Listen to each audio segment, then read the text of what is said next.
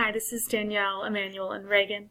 We are students at Liberty University taking a engineering forecasting class, and we have come up with a naive Bayes classifier to predict religions using countries, flags, and attributes.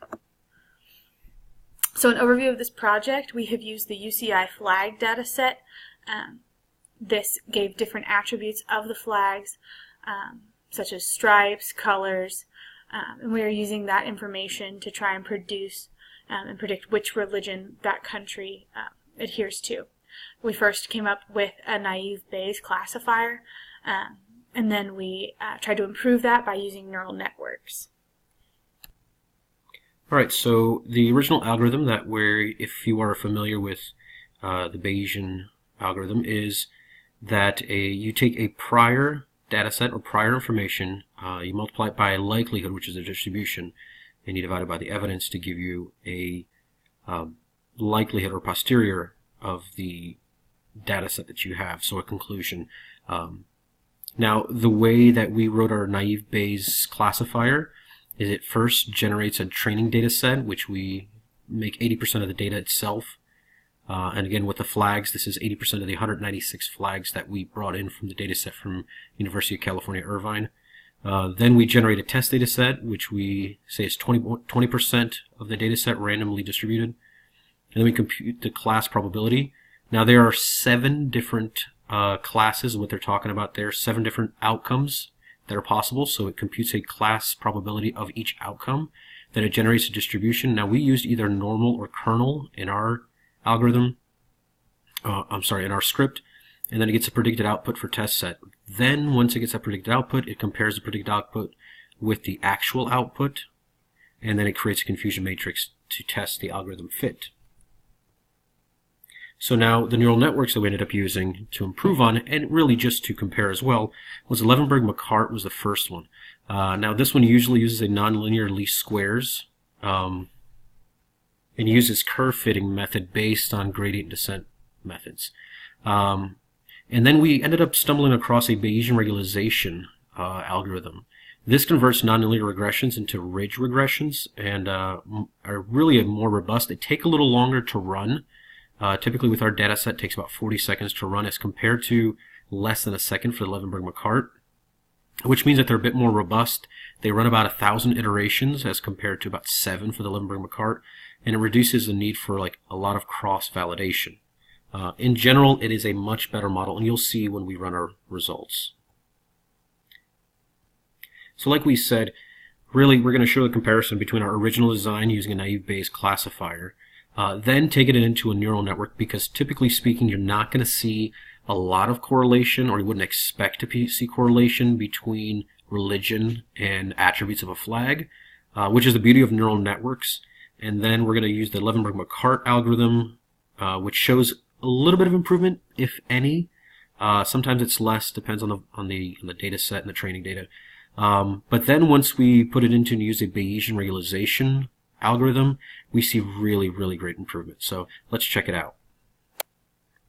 All right, here's our first design Bayes classifier that we've done before. Again, this reads in the flag data. There are 26 attributes that we've brought in from them for this flag data, and the 26th column is going to be your outputs.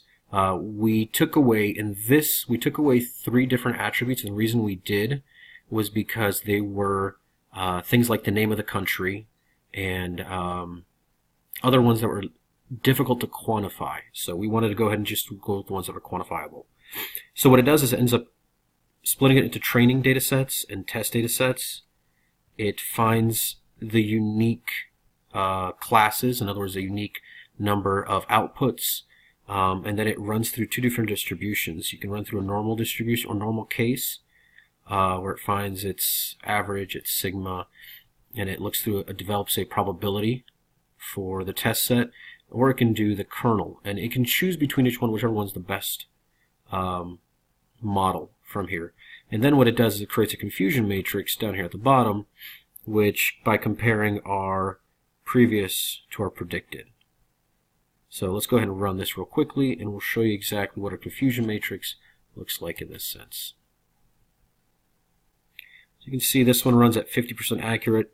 Runs in less than a second. Run it a few more times. 42, 39, 47% accurate, 39.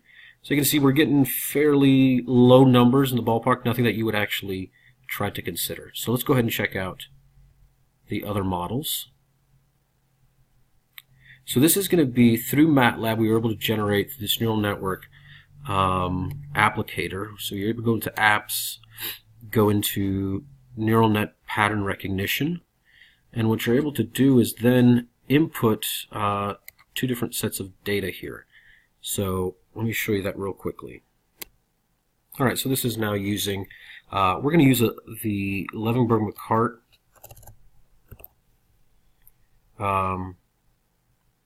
training algorithm, and we're going to go ahead and have it kick out a confusion plot so we can compare to the other ones that we had.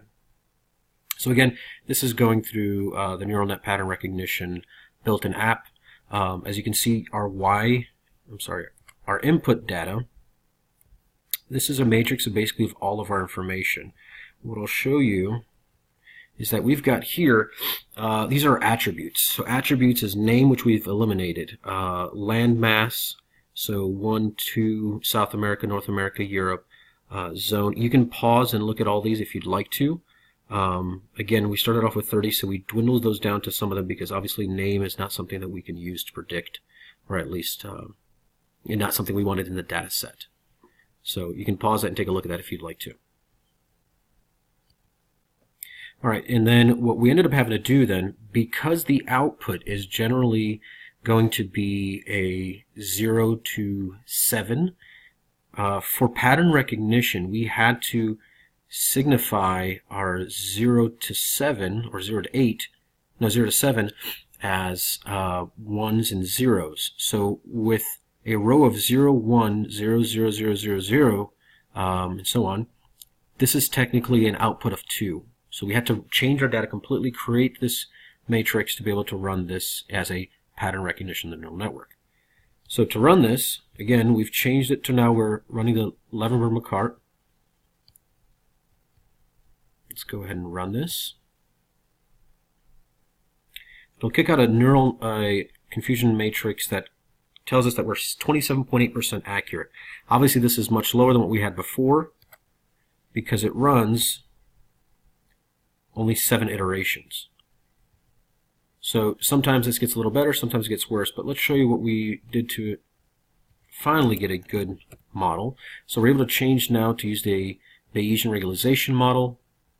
You can click run, and this takes a lot longer to run now. But you can see instead of 7 iterations, it's now running up to 1,000 iterations. So let's give this a second to run. It should take about another 25 seconds, and then we'll get our results and see what we have.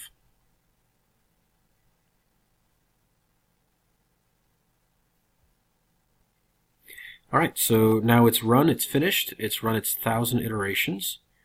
You can see right there, 1,000 iterations, take 45 seconds. And we have a confusion matrix of 83.5% accurate. This is much, much more improved than the other model.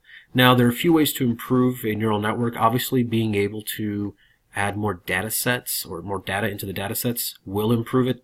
But as well as running through the iterations multiple times to be able to generate a better model. So that is the way we improved our model of our flagged data set.